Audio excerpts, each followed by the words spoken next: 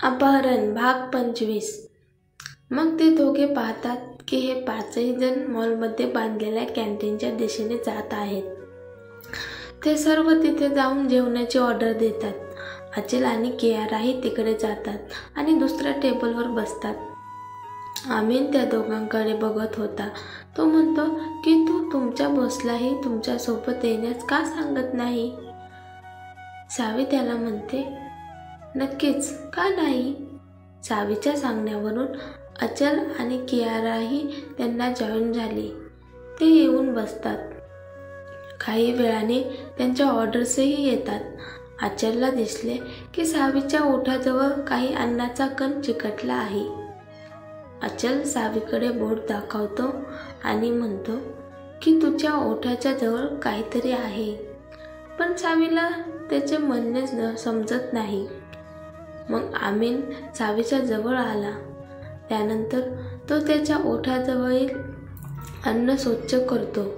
हे बघून अचलच्या मुठी घट्ट होतात आणि तो रागाने उभा राहतो आणि सावीकडे बघून तो म्हणाला, थोडा वेळ तिकडे चल, मला तुझ्याशी काहीतरी बोलायचं आहे.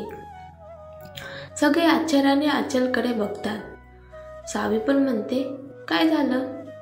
अचल सावीचा हात धरून तिला लिफ्टकडे घेऊन जातो. सावी अचलचा हात सोडते आणि म्हणते, हा कसला उद्धटपणा? अचल लिफ्टच्या आत येतो आणि लिफ्ट बंद करतो.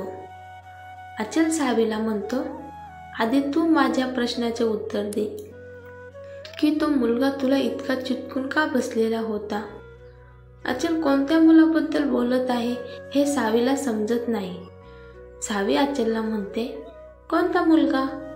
अचल सावीकडे रागाने पाहतो आणि म्हणतो, तो तुझा वर्गमित्र आहे. त्याचे नाव काय? हो, आमीन. सावी अचलला म्हणते, तो माझा मित्र आहे आणि तो माझ्यासोबत फ्लर्ट करत आहे हे तुझ्या कधी लक्षात आले? अचल सावीला म्हणतो, आंधळा माणूस सुद्धा सांगू शकतो. तुला किती चिटकून राहायचा प्रयत्न करतोय ते बघू शकतो. पण तुझ्यासारख्या मूर्ख मुलीला कधीच काही समजू शकत नाही. सावी रागाने म्हणाली, तुझी हिंमत कशी झाली मला इडियट म्हणायची? लिफ्ट चालू झाली हे अचल आणि सावीला कळत नाही. ते एकमेकांशी भांडण्यात व्यस्त असतात. बाहेर आमीन मीराला विचारतो, त्या बॉसने तिला असे पकडून कुठे नेले? मीराला काहीच समजत नाही. तिने काय उत्तर द्यावे? आम्ही परत विचारतो, मी तुला काहीतरी विचारतोय. मीरा म्हणते, तो मुलगा तिला कसा असा घेऊन जाऊ शकतो? मीरा म्हणते, ते. आमीन परत म्हणतो, तुम्ही आमच्यापासून काही लपवत आहात का? आयशा कियाराकडे पाहते आणि म्हणते, मला असे वाटते की ते दोघेही त्यांच्या मागे लागले आहेत. कियारा म्हणते, काय म्हणलास? पुन्हा बोल. कियारा रागाने पुढे आली आणि अभिला हे प्रकरण चिखलताना दिसले. तो समोर येतो. तो आमीनला सांगतो की प्रत्यक्षात अचल हा दीदीचा बॉयफ्रेंड आहे. हे ऐकून मीरा आणि कियारा अभिकडे पाहतात. अभि आमीनला खोटे बोलत आहे आणि तुम्ही असे काय पाहता ते त्यांच्याकडे पाहते आणि त्यांना तिच्याशी सहमत होण्याचे संकेत देते. त्यांचा हावभाव समजून घेत मीरा म्हणते, होय, अभि खरे बोलत आहे. आमीन म्हणतो, पण सावी त्यांच्यावर प्रेम कसे करू शकते? ते दोघेही तुमचे बॉस आहे असे तू मला म्हणाला होतास. अभि म्हणतो, ती अचलवर एका गोष्टीवर रागवली आहे म्हणूनच दीदीने तुझ्याशी खोटे बोलले.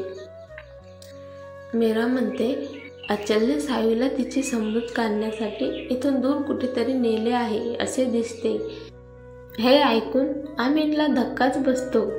आमीन म्हणतो, ठीक आहे, आता आम्हाला निघायला हवं. असं म्हणत आमीन आयशासोबत मॉलच्या बाहेर निघून जातो. मीरा अभिकडे बघते आणि म्हणते, अचल सावीचा बॉयफ्रेंड कधी झाला?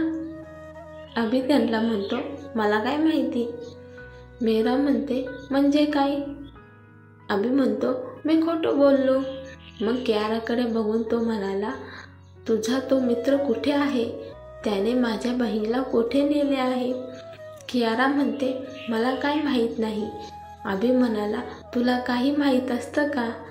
कियारा म्हणते, तू आता काय म्हणलास माझ्याबद्दल? मीरा दोघांना थांबवत ती म्हणते, आता तुम्ही दोघे भांडू नका. आपण पहिले दोघांना शोधून काढू. अभि कियाराकडे पाहतो आणि म्हणतो, मी तुला नंतर सांगेन. मीरा म्हणते, पण दोघे गेले कुठे? आता एवढ्या मोठ्या मॉलमध्ये कुठे शोधणार? लिफ्टच्या आत नैना अचलला म्हणते, त्यामुळे तुझ्याशी बोलणे व्यर्थ आहे. अचलही सावीला असंच म्हणतो, मलाही तुझ्याशी बोलण्यात काही आनंद नाही वाटत. सावी अचलला म्हणते, मग तुला बोलायला कोणी सांगितलं? हे ऐकून अचल आणि सावी एकमेकांकडे पाठ फिरवत उभे होते. अचानक लिफ्ट बंद पडते. लिफ्ट बंद पडल्यामुळे नैना घाबरून लिफ्ट उघडण्याचा प्रयत्न करते आणि मोठ्याने ओरडते, उघडा, पटकन उघडा प्लीज. सावीला हे करताना पाहिले तेव्हा अचलला वाटतं की ती त्याला चिडवण्यासाठी लिफ्टचा दरवाजा आपटायला लागलेली ती नाटक करत आहे. सावी घाबरते. सावीला बंद जागावर उद्मारल्यासारखे होत होते. सावी म्हणते, प्लीज कोणीतरी उघडा. अचलला वाटतं सावी दीर्घ श्वास घेत आहे. अचलला आता समजले की सावी खरोखर घाबरलेली आहे आणि तिला त्याच्या जवळ यायला सांगते. अचल सावीला मिठी मारतो आणि तिच्या पाठीवर हात मारत म्हणतो, रिलॅक्स, काहीही होणार नाही. सावीचे डोळे अश्रूंनी भरलेले होते आणि दीर्घ श्वास घेत होती. सावीला शांत करण्याचा अचलकडे एकच मार्ग होता, तो म्हणजे तिचे लक्ष विचलित करणे. अचल थोडा वेळ विचार करतो आणि मग सावीच्या चेहऱ्याकडे बघतो.